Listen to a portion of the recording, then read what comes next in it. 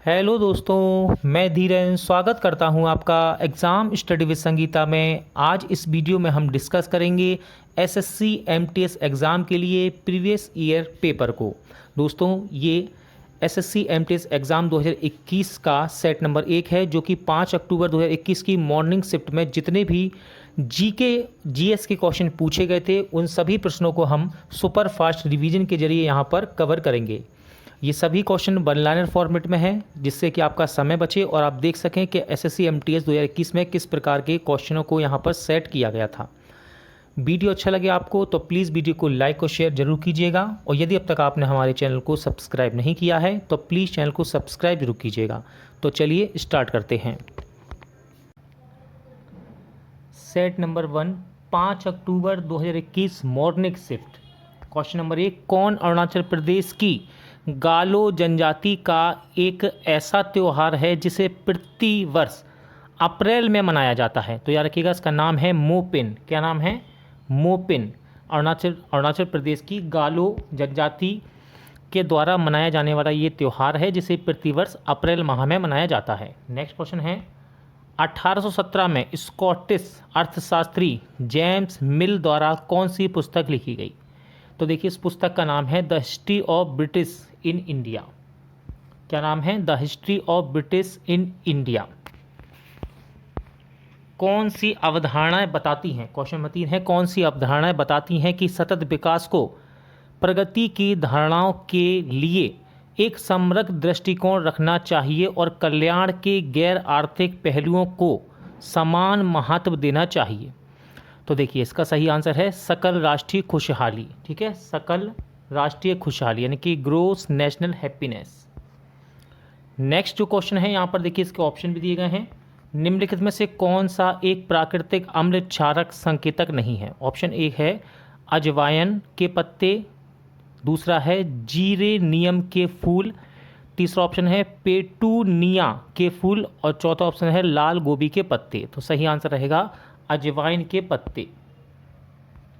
हाफिज या फिर हाफिज किस सदी के कवि थे जिनके कविता संग्रह को दीवान या फिर दीवान ए हाफिज के नाम से जाना जाता था? तो ये थे 14वीं सदी के। कौन सी सदी के? 14वीं सदी के। इंपॉर्टेंट क्वेश्चन है दोस्तों, बार बार ये क्वेश्चन रिपीट होता है एसएससी के एग्जाम में। क्वेश्चन है, कामाख्या मंदिर कहाँ स्थित है? तो याद रखिएगा, कामाख्या मंदिर गुवाहाटी में है। कहाँ पर? गुवाहाटी में।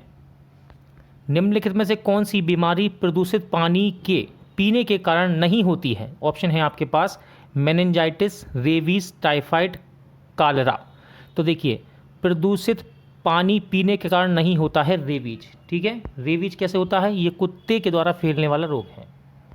निम्नलिखित में से कौन सी बर्फ पोषित नदी है? ऑप्शन है यमुना, कावेरी, गोदावरी, नर्मदा। तो सही आंसर होगा यमुना।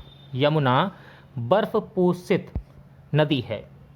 संयुक्त राष्ट्र विकास कार्यक्रम द्वारा जारी मानव विकास सूचकांक 2019 में भारत का स्थान क्या था? तो देखिए, पुराने क्वेश्चन भी पूछ लिए जाते हैं। यदि हम 2022 में एग्ज़ाम दे रहे हैं तो 21 का पूछ लेता है कभी कभी, और रेलवे के एग्ज़ाम में तो ऐसा हुआ कि 2-2, 3-3 साल पुराने इंडेक्स पुरस्कार पूछे गए थे। तो इसको आप याद रखिएगा।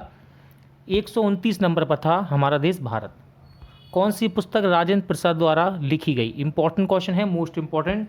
राजेंद्र प्रसाद जी के द्वारा लिखी गई पुस्तक का नाम है इंडिया डिवाइडेड। ठीक है, बार बार ये क्वेश्चन रिपीट होता है एग्जाम में।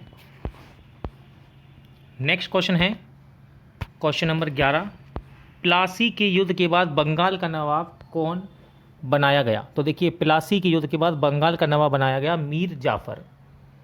स्वदेशी आंदोलन से प्रेरित होकर किसने भारत माता की अपनी प्रसिद्ध छवि को चित्रित किया, जिसमें उन्हें एक तपस्विनी आकृति के रूप में चित्रित किया गया? तो देखिए, इनका नाम है अवनींद्रनाथ टैगोर। कंपनी अधिनियम 2013 के अनुसार किसी कंपनी द्वारा घोषित लाभांश यदि घोषणा की तारीख से कितने दिनों के भीतर भुगतान या दावा नहीं किया गया, उसे अप्रदत्त लाभांश खाते में अंतरित करना होता है? तो सही आंसर हो जाएगा 30 दिन। कौन एक पेशेवर फुटबॉल खिलाड़ी है? देखिए, ये इस प्रकार के क्वेश्चन आप ऑप्शन के द्वारा आसानी से याद कर सकते हैं, लेकिन याद रखिएगा ये क्वेश्चन हो सकता है दोबारा कभी ये रिपीट हो जाए। ठीक है, तो इनका नाम है सादियो माने। ठीक है, सादियो माने ये एक पेशेवर फुटबॉलर हैं। पश्चिम बंगाल में बक्सा बाघ संरक्षित क्षेत्र को वर्तमान में चल रहे किससे खतरा है? सही आंसर है डोलोमाइट खनन से। जिंक प्लस सल्फ्यूरिक अम्ल बराबर जिंक सल्फेट प्लस होता है, तो इसमें होता है हाइड्रोजन। अंग्रेजों ने नवाबों के कुशासन के बहाने किस रियासत पर कब्जा कर लिया था? राइट आंसर है अवध। याद रखिएगा, अंग्रेजों ने नवाबों के कुशासन के बहाने किस रियासत पर कब्जा किया? अवध। अगला क्वेश्चन थोड़ा लंबा है, इसको पढ़ेंगे हम क्योंकि यहाँ पर ऑप्शन दिए हैं। देखिए ध्यान से पढ़िएगा। भारतीय रिजर्व बैंक के बारे में निम्नलिखित में से कौन सा कथन गलत है? तो पहला ऑप्शन है, देखिए, भारतीय रिजर्व बैंक ने 1935 में परिचालन शुरू किया था। दूसरा ऑप्शन है, भारतीय रिजर्व बैंक अधिनियम वर्ष 1934 में अधिनियमित किया गया। तीसरा है, 1931 में भारतीय केंद्रीय बैंकिंग जांच समिति ने भारत के लिए केंद्रीय बैंक जैसे भारतीय रिजर्व बैंक की स्थापना के मुद्दे को भारतीय केंद्रीय बैंक यानी कि सेंट्रल बैंक ऑफ इंडिया के रूप में पुनर्जीवित किया। और चौथा ऑप्शन है, 1929 में हिल्टन यंग कमीशन ने एक केंद्रीय बैंक की स्थापना की संस्तुति की जिसे भारतीय रिजर्व बैंक कहा गया जाता है। तो ये चार ऑप्शन थे और क्वेश्चन में पूछा गया था कि कौन सा कथन गलत है। तो देखिए इसमें से गलत है ऑप्शन नंबर 4, यानी कि 1929 में हिल्टन यंग कमीशन ने एक केंद्रीय बैंक की स्थापना की संस्तुति की जिसे भारतीय रिजर्व बैंक कहा गया। अगला क्वेश्चन है, कुर्ग का कोडव समुदाय त्योहार के दौरान हथियारों की पूजा करता है। तो देखिए इसका आंसर है कैलपोत त्योहार के दौरान हथियारों की पूजा करता है। कौन? कुर्ग का कोडव समुदाय। 1859 में कलकत्ता में पहली जूट मिल कहाँ लगाई गई थी? तो ये लगाई गई रसड़ा में। कहाँ पर? रसड़ा। निम्नलिखित में से कौन सा कथन गलत है? पहला ऑप्शन है, धातुओं का गलनांक उच्च होता है। दूसरा ऑप्शन है, सीसा और पारा ऊष्मा के सर्वश्रेष्ठ सुचालक हैं। दूसरा ऑप्शन था ये। तीसरा ऑप्शन है, धातुएं ऊष्मा की सुचालक होती हैं। और चौथा है, शुद्ध धातुओं की सतह चमकती है। तो हमको बताना है गलत कौन सा है। तो गलत होगा सीसा और पारा ऊष्मा के सर्वश्रेष्ठ सुचालक हैं, ये गलत है। ठीक है। अगला क्वेश्चन है क्वेश्चन नंबर 22, माता पिता और वरिष्ठ नागरिकों के भरण पोषण और कल्याण विधेयक 2007 द्वारा निर्धारित बच्चों की ओर से माता पिता को देय रुपए यानी कि कितने रुपए की मासिक भरण पोषण राशि को माता पिता और वरिष्ठ नागरिकों का भरण पोषण तथा कल्याण विधेयक 2019 द्वारा हटा दिया गया। तो सही आंसर होगा 10,000। ठीक है, 10,000। वर्ष 1878 में ब्रिटिश भारत में कौन सा अधिनियमित किया गया? कौन सा एक्ट? इंपॉर्टेंट है, तो उसका नाम है वर्नाक्यूलर प्रेस एक्ट। लेकिन हिंदी में याद रखिएगा, हिंदी में कहते हैं देसी प्रेस अधिनियम। ठीक है, कब? 1878 में। इंपॉर्टेंट है, रिपीट होता है क्वेश्चन।